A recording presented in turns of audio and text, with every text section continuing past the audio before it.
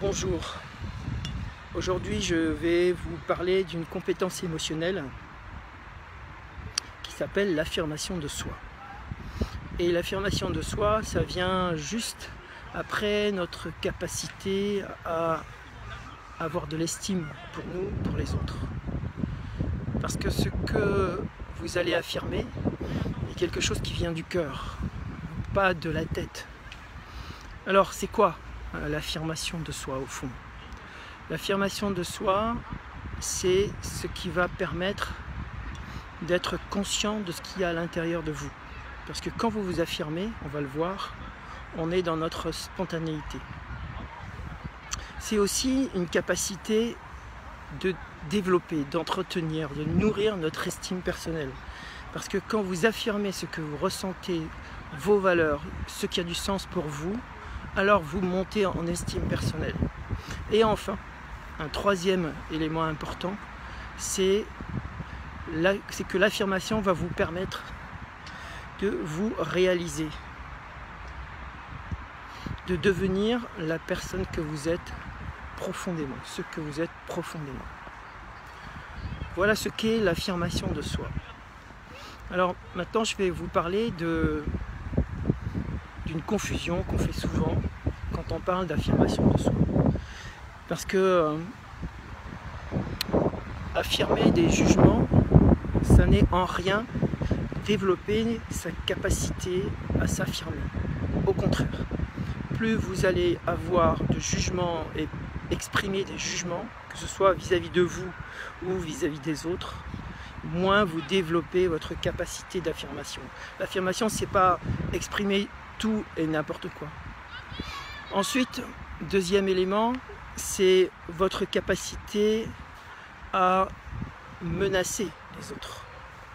Quand vous menacez une personne, vous ne vous affirmez pas. Contrairement à ce qu'on raconte dans les journaux, dans les médias, on ne s'affirme pas quand on menace les autres, quelle que soit la menace, quelle que soit la justification de la menace, à moins d'être en légitime défense, bien entendu. Ensuite, l'interprétation.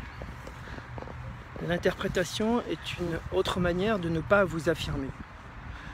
Parce que quand vous interprétez des faits, vous êtes dans votre tête, vous êtes dans le mental. Or, je disais tout à l'heure que s'affirmer, c'est être dans le cœur. C'est développer cette intelligence que vous avez, que nous avons tous, mais qui n'a pas été développée dans nos écoles, malheureusement. Développer cette capacité à nous exprimer avec notre spontanéité. Alors voilà ce que c'est maintenant que l'affirmation de soi. C'est notre capacité à exprimer notre spontanéité. Ça veut dire quelque chose qui vient non seulement du cœur, mais des tripes, qui n'est pas sous contrôle du mental. Deuxième façon de vous affirmer, c'est d'exprimer bien sûr vos ressentis, vos émotions, vos humeurs, vos sentiments, tout ce qui est de l'ordre affectif. Là, vous êtes vraiment dans l'affirmation.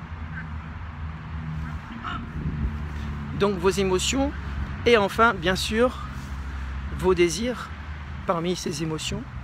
Exprimer, partager vos désirs est un élément important de votre capacité à vous affirmer. Exprimer votre plaisir aussi, partager le plaisir avec les autres, le vivre.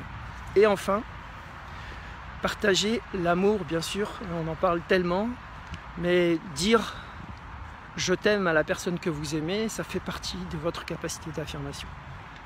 Alors, maintenant, j'ai une question à vous poser et je vous laisse quelques instants pour y réfléchir. La question, c'est combien de fois aujourd'hui vous avez dit, exprimé votre amour, le plaisir que vous avez ou le désir que vous avez pour une personne. Combien de fois vous vous êtes dit « je m'aime » sans culpabilité. Ça, c'est la question pour cette compétence. Et puis l'invitation que je vais faire maintenant pour vous, c'est de pratiquer, évidemment. C'est d'aller vers les gens que vous aimez et de leur dire que vous les aimez, tout simplement. Merci et bonne journée.